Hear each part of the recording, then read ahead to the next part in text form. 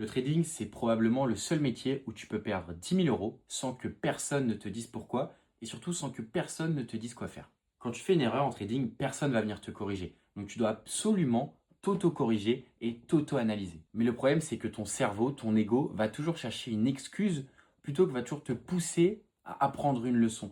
Tu vas toujours essayer de trouver une excuse de je me suis fait stopper à cause de ci, à cause de ça, alors que tu aurais juste dû apprendre de ton erreur. Sans vraie méthode de tracking, d'analyse, de review de trade hebdomadaire, mensuel, trimestriel, tu n'évolueras jamais dans ton trading.